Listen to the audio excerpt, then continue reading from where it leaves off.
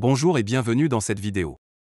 Nous allons parler du satellite artificiel qui est un engin construit par l'homme et placé en orbite autour de la Terre par une fusée. Nous allons voir le lancement de la fusée, le décollage, la séparation des différents étages de la fusée, la mise en orbite de la charge utile, la retombée et la récupération éventuelle du lanceur. Allez top, c'est parti!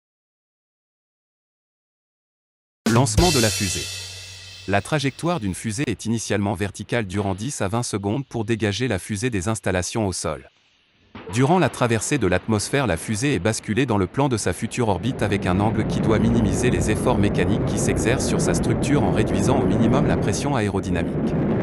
Durant cette phase, les rafales de vent doivent être amorties. La structure du lanceur doit être dimensionnée pour pouvoir supporter ces forces. La séparation des étages est effectuée à l'aide de charges pyrotechniques. Certains lanceurs comportent de petites fusées de séparation qui ralentissent l'étage largué pour éviter que celui-ci ne vienne percuter le reste de la fusée, car l'extinction du moteur de l'étage largué n'est généralement pas totale, que de poussée, tandis que l'allumage de l'étage suivant n'est pas immédiat.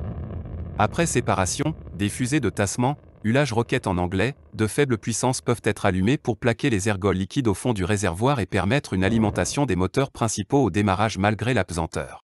Au-delà de 50 km, l'atmosphère est suffisamment raréfiée pour que la pression aérodynamique devienne quasi nulle, il n'y a plus de contraintes sur l'orientation de la poussée.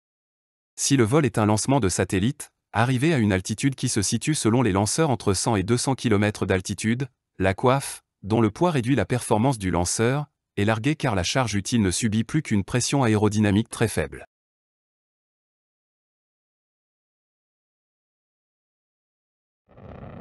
Selon le type de mission, le lanceur place la charge utile immédiatement sur son orbite définitive, satellite en orbite basse, ou sur une orbite d'attente ou de transfert, satellite géostationnaire. Retombée et récupération éventuelle du lanceur. La trajectoire est calculée de manière à ce que après la séparation les étages retombent dans une zone dépourvue d'habitation.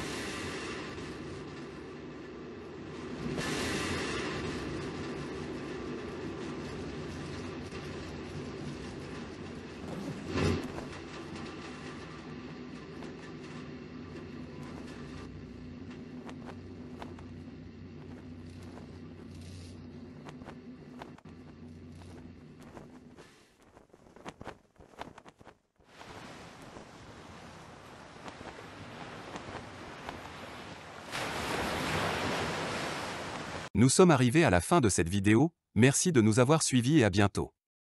Si vous avez trouvé cette vidéo utile, n'hésitez pas à cliquer sur j'aime.